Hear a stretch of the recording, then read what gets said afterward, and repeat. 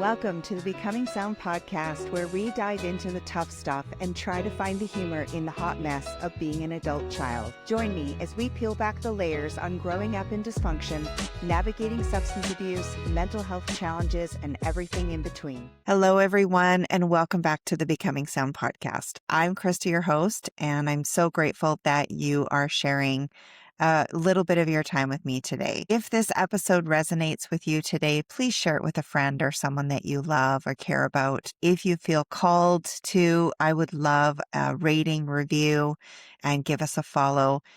We're also on YouTube as well. So today I have a wonderful lady on who is going to share some of her hard-earned wisdom. My guest is Terri Kozlowski, and she is an author, a speaker, and emotional resilience coach who understands what it feels like to carry the weight of family trauma, addiction, and fear. Growing up with an alcoholic mother, she knows firsthand the heartbreak, the helplessness, hope, and healing that come with loving someone who is struggling. Through her own journey of breaking generational cycles, Terri learned that healing isn't about fixing others. It's about finding your way back to yourself. Today, she helps people move beyond survival mode, set healthy boundaries, and reclaim their authentic voice. She is the author of Raven Transcending Fear and the host of the Soul Solutions podcast, where she shares practical wisdom and compassionate guidance for living with greater awareness, courage, and love. So let's welcome Terri. Welcome, Terri. Thank you so much for joining me today. And just really start by telling everyone a little bit about yourself and what kind of brought you to the work that you're doing. I am a product of child sexual trauma at the age of 11. That was caused by my mother so that she could have free drugs. And she decided that my innocence was worth her getting free drugs. And then she abandoned my sister and I, literally left us alone for 3 days, had no idea if she was coming back. And then she showed up. And I learned very quickly that in any type of life event, I had to stay calm. And for that to happen, I had to stuff all my emotions. So anything that I was afraid of, anything that made me sad, anything that made me angry, I just learned to stuff. And I stuffed and stuffed and stuffed. And when we came back from that event and got back with my dad, I immediately asked for therapy. And this was in 1980, where Wow. 11-year-olds shouldn't know what therapy is, let alone ask for it. But this is where I know that for me, I had an awareness about myself. I had an awareness that there was something bigger that was happening than what was actually happening to me. And that I needed to, and I always believed that I was never alone, that there was a higher power, God, whatever you want to call that universal entity, spirit. I believe that spirit was always with me despite everything I had gone through. And so I started out on a journey to figure out the events that occurred, how were they affecting me, and how was I going to be able to not allow them to affect me. And that was the start of my journey at the age of 11.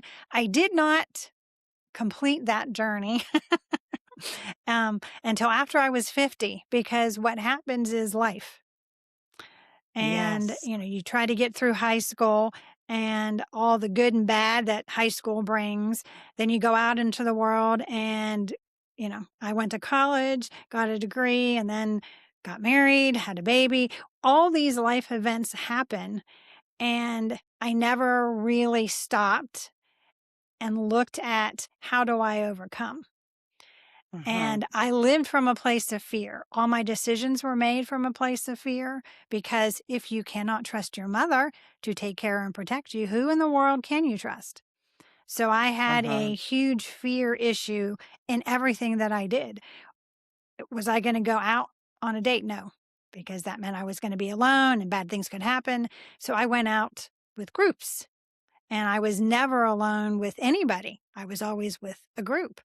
And if I was alone with a girlfriend, we were at somebody's house with adults. I never went anywhere without an adult being present because I was scared.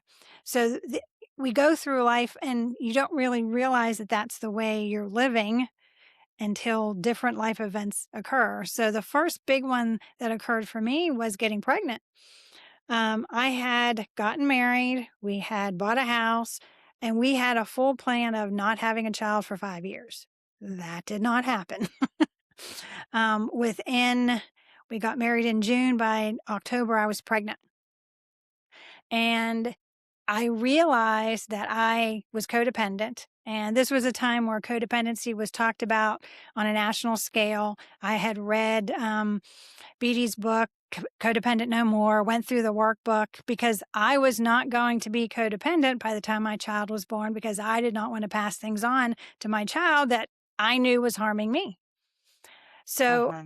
I must have needed more than just the 9 months because it took me 10 months before I actually had the baby. And I must have needed that time to continue working through the workbook. And so my son arrives, and tells you the amount of fear that I had. They throw the baby across my belly, and I look down at him, and the first thought I have is, he's going to leave me. Not, Mm. I'm not thankful that he's healthy, not going through any of that. I'm fear-based. And at that Yeah. moment, well, maybe a little afterwards, I realized how ingrained the overall fear that I have of everybody leaving me. And my son is now 35. He did leave me, but that's to be expected from a child. You want them to grow up and become productive citizens of society and go out into the world and live. So I did that part of the job. But yes, there was an underlying fear that he was leaving, and I needed to figure out how to work through that because that's what's supposed to happen. Most people that Yeah. come into your life do not stay forever. They come in for Yeah. periods. You come into people's lives for periods of time, and then you get married and you move, or then you have a child and you move. A job for Mm-hmm. your husband makes you move. So there's all kinds of reasons for leaving. They're not actual abandonments. And I Yeah. was focusing on that everybody that was leaving was abandoning me in some way. And the reality is that is not the case. So I started Yeah. working through that particular fear and realized that if I didn't think you were going to leave me, guess what I did? I did things so that I pushed you away so that you would leave me. And that is where that egoic mind tells us that everybody's going to leave us. And if they don't, if they stick around, then the egoic mind starts doing things so that your reality, your belief that everybody's going to leave happens.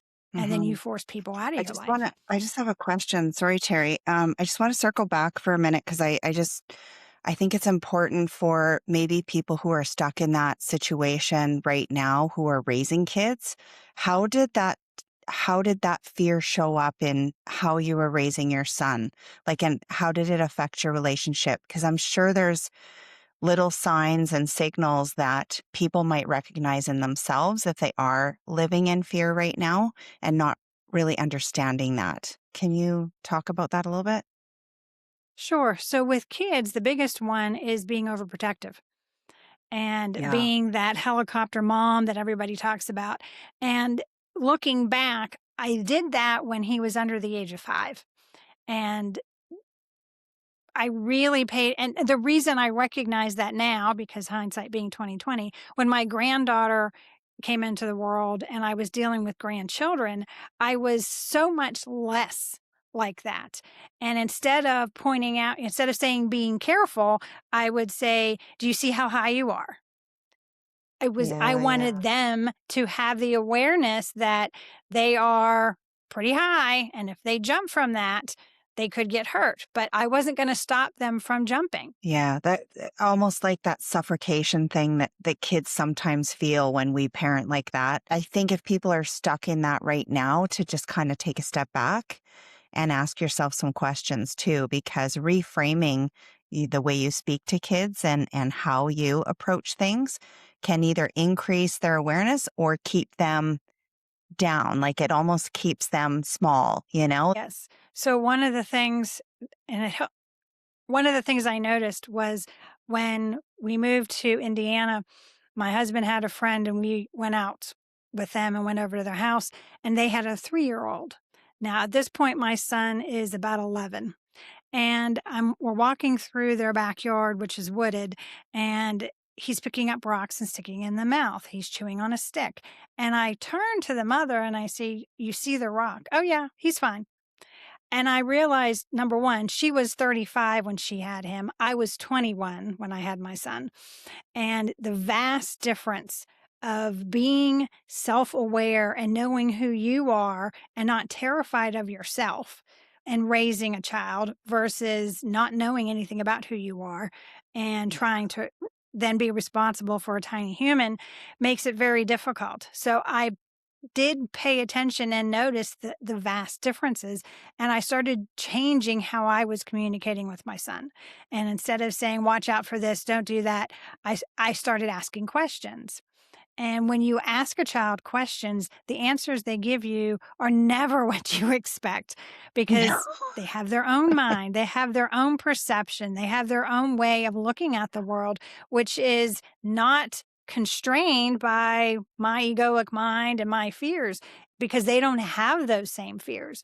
So when I started doing that, I realized that my son was his own person and not a miniature version of me. And that's the other thing that a lot of parents do is they think that they're raising mini me's when the Yeah. reality is that is not at all. You've been blessed with the responsibility to raise this child to become productive citizens of the community and allow them to be their own authentic person versus us trying to hamper down their authenticity because we're trying to form them. We want them to go to college. We want them to do this. We want them to do that. When the reality is not every child is meant for college. There Yeah. What are a huge awareness. there are huge gaps in today's society Yeah. because we sent all our kids to college and there are no mechanics and there's no welders there. We're sending kids to go be programming and now AI is coming out and doing all the programming. So we really need to think about when we're raising children, what are they completely engrossed by? What gets their imagination going? And then encourage that to help them move into a life that is completely for them, about them, and that allow them to be their authentic selves. Yeah. And I think that just helps keep their identity intact, and allowing kids to really hone in on what lights them up inside. That same thing is going to light them up in adulthood unless someone squashes it. So, yes, to be able to step back and get curious about your kids and get curious about yourself also helps you get curious about what's causing the reactions, what's causing the language between you and your child or another relationship. So, can you talk a little bit about how you help people with this? So, the biggest thing that we're afraid of in life is being our authentic selves. Because if we're our authentic selves, then people will know our vulnerabilities, people will know what our fears are. But the reality is, the only way to authentically connect with anybody is to be your authentic self. Because, Krista, you don't want me to come on your show and wear masks and armor and be something that I'm not. You want No, me to be authentic with your audience. And if you ask anybody, "Do you want me to show up as my authentic self or do you want me to wear my mask and armor?" Nobody's going to tell you to wear mask and armor. I But know. that's So what true. happens. That's what happens as we move out of childhood into teenagehood is that all of those things that lit us up becomes now squashed, not necessarily by parents, but by peers. You don't Mhm. wanna do that. That's you wanna be a cheerleader, you wanna do this, you wanna go to all the football games. Those are the things that then start squashing who our authenticity is, and then we come into adulthood, and we have roles that we have taken on that didn't belong to us. We go into jobs that we don't like, but we do it because we need the money, and then we take on more roles that we don't like, and ultimately, becoming your authentic self means that you strip down, take the roles off, take the masks off, take the armors off. So when we all start taking that off and sharing our tender underbelly, we start by sharing with those people that we trust and that love us and that accept us without our mask and armor. But to get there is hard. And this is Mm. where understanding that those fears that cause us to put on the mask and armor are also what makes us feel broken. And we're not broken. But when you put masks and you put armor on, and all you can see your light then gets dimmed by the fact that you have all these spaces. And the reality is when you take off the mask and armor, you are fully shining in all of your glory. That is what was meant to always be and always to Mhm. be shared with the world. And we don't want to start putting mask and armor on our kids by the roles we want them to take on, or we tell children to be good boys and good girls, but what does that actually mean? Does that mean that they're quiet and don't speak up when somebody harms them? And that's a lot of one of those things that happen to children, is that they get shushed into mask and armor, and I have to be quiet, I can't speak my truth. And getting women especially to speak their truth is one of the things that I work on a consistent, regular basis, because Uh-huh. when you expose a truth, like setting a boundary, and this is where a lot of people get confused. Boundaries are not meant to keep people out. They are meant to teach people how to interact with you in a way that is loving and respectful. I'm not trying to keep people away from me. I want people to respect who I am, who my authentic personality is. Whether you like it Yeah. or not, it is who I am. And as I come on to other podcasts and I expose myself, it comes with the understanding that people want to know what I have to share. And therefore, Yeah. I want to be respected. I want to have people ask me from authentic places, and I want to touch them in the soulful place. I don't want to get to the Mm. mind. The mind is always running, and the mind is always lying. The ego lies Yeah. to It's a you, fat liar and that's half the time. really and it is, because the ego's number one goal is to protect you. And that's its Yeah. job. But it will protect you by lying, stealing on a continuous, regular basis your joy, your peace, because the only way it can control you is through fear. Yeah. So the big transition from living from a place of fear goes to responding from a place of love in all your interactions instead of reacting. Reactions come from a place of fear and are instantaneous. Whereas if you pause, reconnect with your soulful self, and Uh-huh. then respond, you almost always respond from a place that is more loving and compassionate and empathetic to what's going on around you. So I have a question because I know this is a process and this just doesn't happen overnight, and there's so many people living with so many masks on, and sometimes they realize it and sometimes they don't. But I think they have a gut, it's that intuition feeling that something's off when they're not in true alignment with themselves.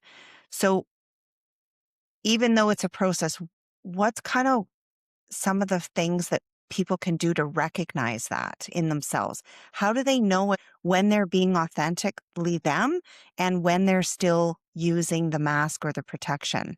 That's why you have to pause.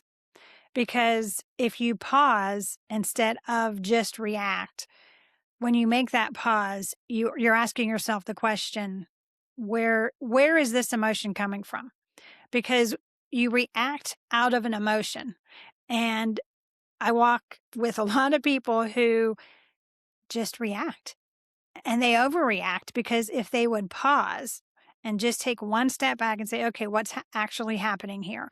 And because what's actually happening may not have anything to do, their reaction may not have anything to do with what's happening, but what's happening is triggering some deep seated fear. And that Oh. is where you have to learn what your triggers are. For example, I could be walking down the street, and when I was younger, especially in college, three Hispanic men walking towards me absolutely freaked me out. I could sometimes burst into tears. Would walk to the other side of the street because the three men that um, sexually abused me were Hispanic men. So for my ego, it did the right thing. Hey, Terri, there are Hispanic men walking towards you. Beware, be Yeah. scared, walk Hmm. away, get away. So that's what the ego does. However, the universe is an amazing thing. And I ended up working at a company that was owned by Hispanic men and had Hispanic men working. And I realized that not all Hispanic men are like the three that abused me. And Hmm. therefore, I should not condemn a whole race of people because Yeah. of three men.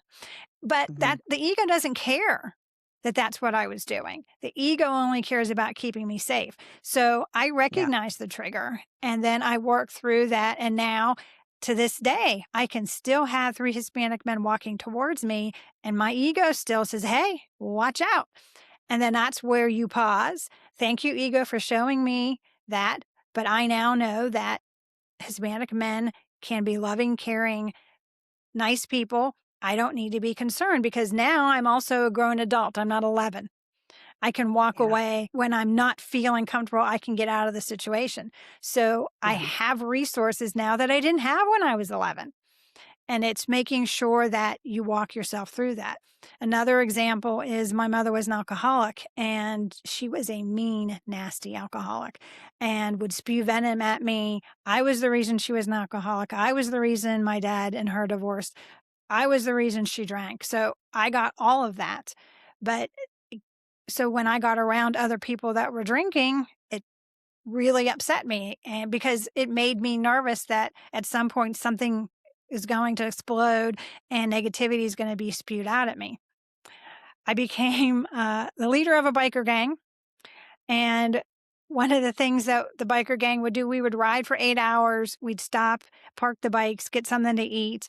And then some of the bikers would start drinking. And that used to bother me. And I realized that the angst I had with alcohol wasn't because they were being responsible adults. They had everything parked. They weren't going out anymore. They drank and then they Hmm. went to bed versus Uh, what I thought my egoic mind was telling me was they're going to get drunk. They're going to get angry. They're going to spew venom at you. And, you're going to have to deal with all these emotions. None of that yeah. happened. So that again, the universe gives you those opportunities to learn that your triggers are about an emotional wound from the past, not anything that's actually happening in the present moment. And that's where my definition of depression comes from. Depression is focusing on the past in such a way Yeah. that it causes you to always be looking backwards and then anxiety. And I was living in a depressive state for about 5 years. But then I did something crazy. I did a complete 180 and became anxious about the future because I understood that I couldn't live in the past. So then I became very anxious about the future, which is, that's what anxiety is, concern about the Yeah. future. And what is so amazing about those two things, and what a lot of people don't realize, is if you're focused on the past, you're depressed. If you're focused on the future, you're anxious. But the only place you can live is in the present moment. And in the present moment, there is no depression, there's no anxiety. But in the present moment is where you get to be your authentic self. You get to make those cognizant choices about your future. And you can then always respond from a place of love when you're in your present authentic self. Yeah. So true. So true. And it's hard for people to understand the concept between the anxiety and depression and where that actually comes from. I think we get wrapped up in the labels and so we adopt that and now we just have depression and there's no way out. And so for people to really understand, I want to circle back to something you said just about for people to take that pause and then to actually recognize we all have some sort of childhood wounds. But I think where we get stuck in is not realizing that we actually have the power as the adult to speak to that child inside and say, no, I have the tools now. I got this. Just going into adulthood actually gives you some tools. It's not just all about therapy and coaching and all that stuff. You actually have something at your disposal that you have a little bit more power, to control that situation within yourself and to reassure that child that you're not in that same situation. And so I love that, taking the pause and really being an advocate for yourself in that moment and asking questions, because that can be a huge shift for people when Hmm. they feel really stuck that way. Most women don't realize the amount of power they actually have because they give it away Yes. all the time. And Yes. whether we realize we give it away or not, but we do. And we give it away to not just parents, not just friends, but we consciously, unconsciously give it away, and so that we don't have to take ownership. We don't have to take responsibility. And that is Yeah. where one of the big things that I ask women when they come to me for coaching is, are you willing to take responsibility for your healing? And they don't really understand the question, because the only person on the planet that can heal you is you. The only Yes. person that can reframe the story you keep telling yourself is you. And are you going to be responsible and understand that certain triggers are going to come up, and that you have to recognize that, dang, the I'm the one that's pushing play on the repeated tape that's playing through my head. Yes. And I was 40 when I realized that the tape playing in my head was my mother's voice, and it was always negative. But why in the world am I keep pushing the play button? I Yeah. can stop that. I'm giving away my power to my mother, and she hasn't, we had went our separate ways. We didn't speak. We didn't, I put a firm boundary on. And um, so when I did that, she was still playing in my head. Yeah. And I was responsible for that. She had no part in that. And that Yeah. is where, when I ask, are you willing to take responsibility for your own healing? That's what I'm talking about. Are you going to realize that the tape playing in your head is not your voice? Number one. Number two, are you going to reframe it so that you are re recording? And when you accidentally hit that play button, it's a different voice and it's saying Yeah. something different I to you. I love this piece so much because this was one of the most crucial parts for my own healing. And in order to have emotional sobriety, I had to actually face myself. And I had never done Hmm. that before. And that took me, I mean, I had done a lot of work, but to 53, like, you know, I had to get to 53 years old to understand that Hmm. I had to actually look in the mirror at myself and say, you know what? I've been the one that has been pulling these reins the whole time. And now I have to not judge myself, but face the parts that I've played and take responsibility for that. And just sitting in that peace and really understanding myself and taking an inventory of where I'm showing up, how I'm showing up, what kind of triggers have been coming my way and how I'm reacting to them, how I keep pressing that play button. That was a huge Hmm. awareness and a shift for me. And it's a tough piece because how often do we look at ourselves in the mirror, like really look at ourselves and asking some of the deeper questions? Yeah, I love that. So It's pivotal. I am 57, and I literally, at the end of April, retired. And Yeah. I have been one of those people that looks at life through the eyes of being productive. I was told when I was 18, I took the summer off. I was 17 years old when I graduated high school, and I took the summer off before I started college. But I started college not in the fall. I started college midsummer. So it was end of July when I started college. So I was off from maybe 6 weeks. And I was asked by somebody, why aren't you working? Are you being lazy? And that stuck in my head to such a point that as I moved into retirement, I'm looking at when I journal every morning. And one of the things I journal about is thank you, Spirit, for this new day. Bless this day and the work of my hands. And that paused me. I stopped there and realized, wait a second. I have moved out of the work phase and I really want to spend more time being. And being requires less doing, yet I'm asking for work of my hands to be blessed when the reality is I'm shifting. And it's when Yeah. we realize this is one of those awareness triggers. This is, I've always been productive. My husband has come home on and asked me, how were you productive today? And I say, you need to not ask me that question because I don't want to continue living from that place. But Yeah. I know where That it comes doesn't from. define you. Yeah.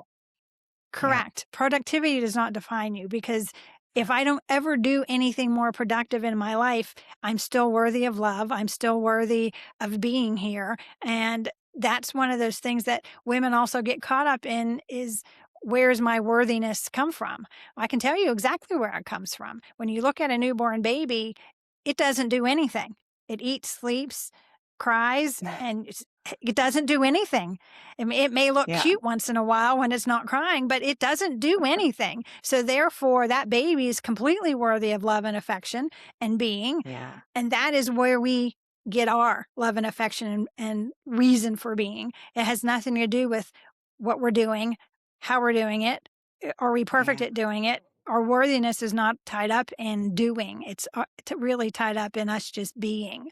And being means being authentic and interacting with others from an authentic place because we're here to love and be loved. And that's it. That Yeah. baby I was love there, that. you love that baby and that baby loves you. And that's it. That is the essence of what this life is supposed to be. All this other Yeah. stuff is Stuff. compounded and we work our way back to that understanding that that baby, just like we are at 53 and 57, is worthy of love and affection just because we're here. Yeah. I love that analogy. Like it's just so pure and I don't think we give ourselves enough credit to really to think about it in that context, you know? We are human beings, not doings. There's a reason for that word. And I think, we're worthy of so much just by who we are and how we love ourselves.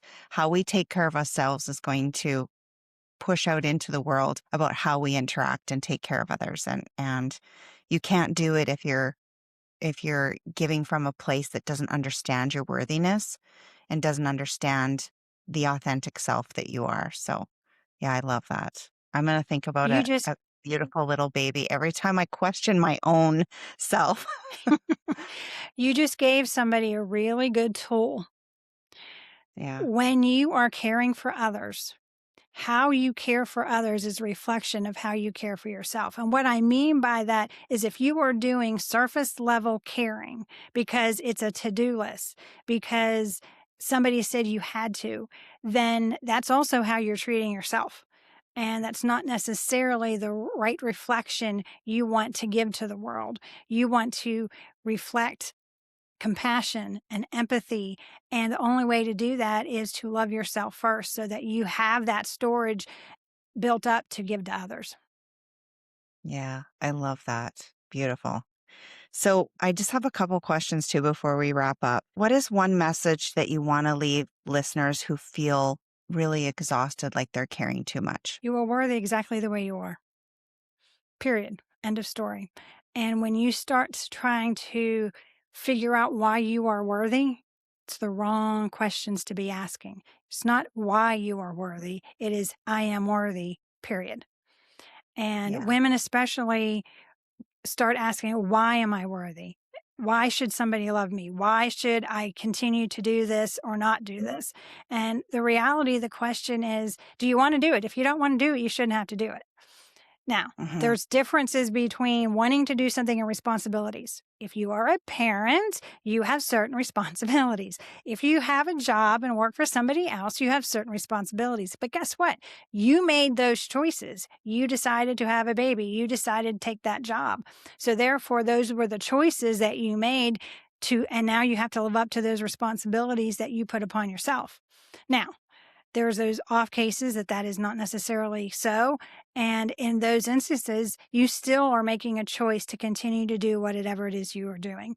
And you can make a different choice today. You have the power within you to change your life. All you have to do is make a decision to do so. You can choose to love yourself exactly the way you are, warts and all, and that's just a decision. And then you start nurturing yourself. Very interesting. One of the things I do is when I retired, I really looked at things that I needed to do or not do, and I pull oracle cards. And the oracle card I pulled for my first month of retirement was nurturing.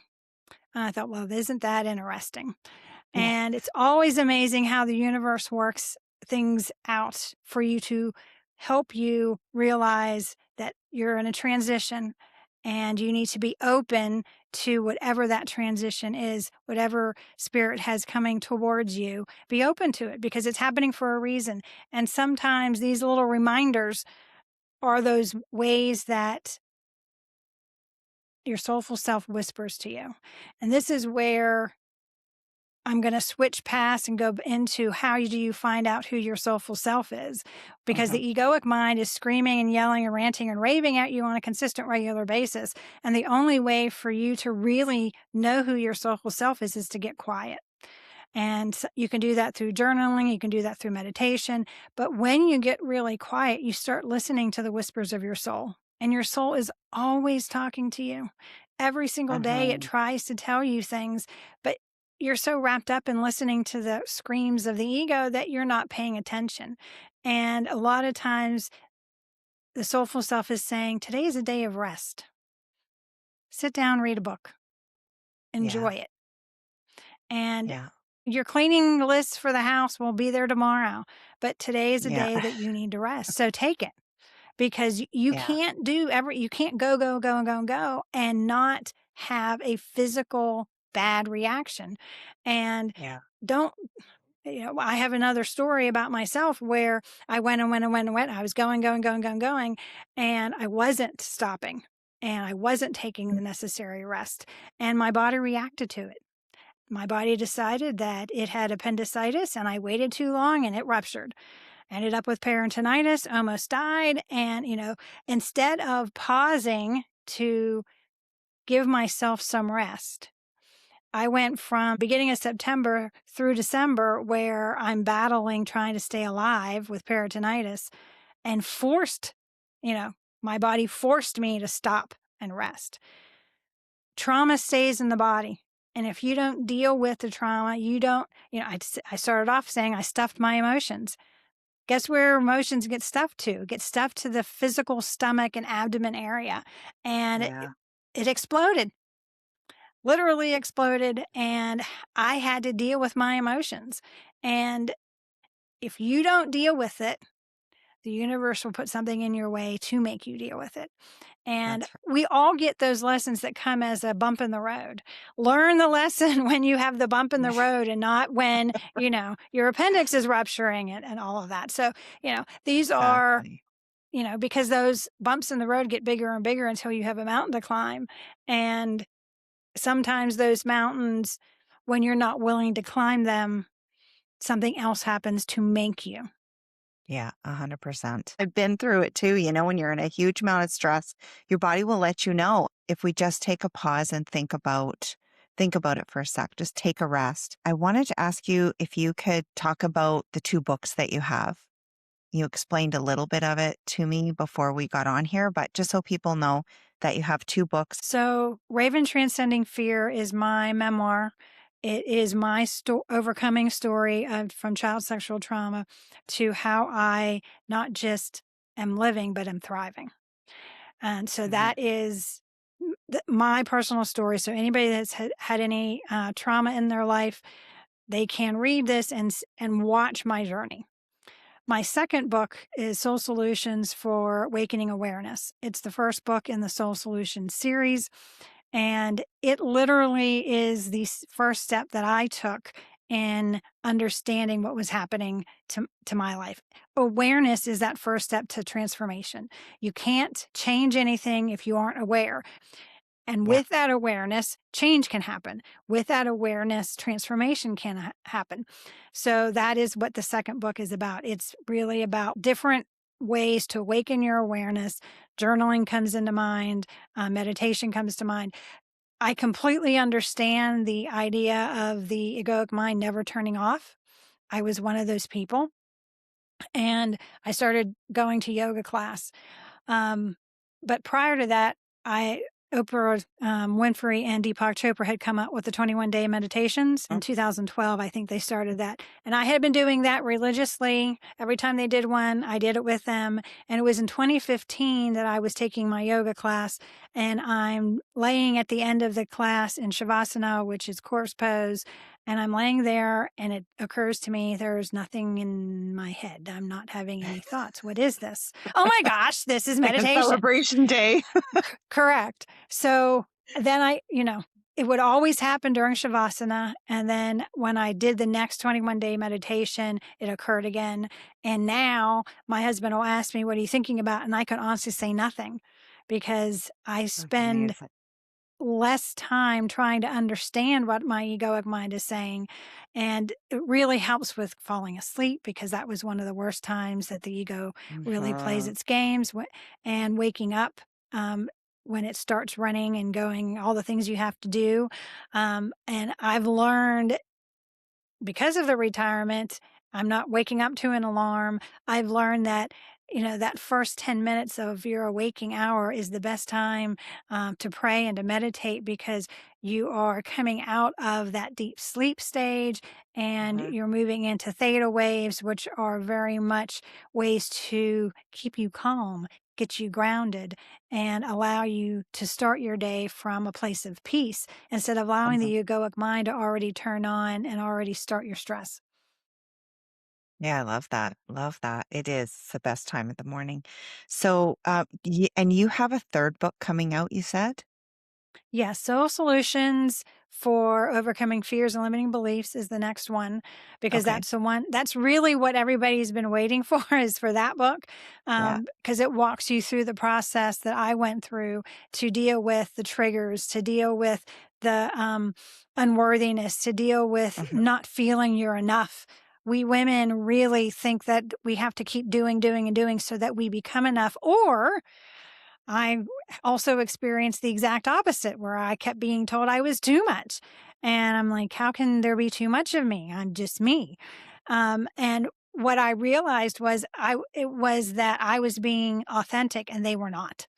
And when you are being authentic around people that are wearing masks and armor, they don't like it, because it's Yeah. actually your light is shining so brightly it dims their own, because they're already dimmed because of the fact that they're hiding their light. So Yeah. that's the next book. Hopefully it will reach everybody by the end of the year. I'm in the editing Nice. process, so Yeah. Nice. That's awesome. And how can people work with you? you can contact me through terrikozlowski.com, and that is the easiest way to get a hold of me. You can email me there. And also the blogs that are there. And I have a podcast, Soul Solutions podcast, which has over 200 episodes that you can download. And it talks all about the different aspects of the Soul Solutions process. Okay, perfect. Yeah, I will put all of that in the show notes. And yeah, is there anything else that you want to add before we wrap up? I just want to let everybody know that you are worthy exactly the way you are. There's no reason to keep doing, no reason to work towards perfection, because the perfect you is the authentic you, not the mask, not the armor, not the doing. It's the being authentic is how you are worthy and more than enough. Yes, beautiful. Thank you so much. And I hope everyone really takes that to heart and holds on to that and reaches out to you if they want to work with you. And I look forward to that other book coming out. So thank you so much for sharing today, Terri. and for, I think, just guiding us a little more back home. Well, thank you for having me, Krista. It's been a pleasure. Thank you for joining me today on another episode of Becoming Sound. If this episode resonated with you in some way, please share it with someone you care about. And don't forget to hit the subscribe button. It helps to get this information out to more people who may need it. If you have a sec, I would love a follow on Apple Podcasts and Spotify. While you're there, hit the 5-star rating and give me a review. When you're scrolling, follow me on my social platforms, and I would love to hear your comments and feedback. Have a fabulous day, lots of love and gratitude from me. Please note, the views, information, and opinions expressed during the Becoming Sound podcast series are solely those of the individuals involved. The content of this podcast is to educate, inform, and for entertainment purposes only. This podcast series and the content presented does not constitute for medical or other professional advice or services. If you are in crisis or in need of help, please contact your medical or professional provider.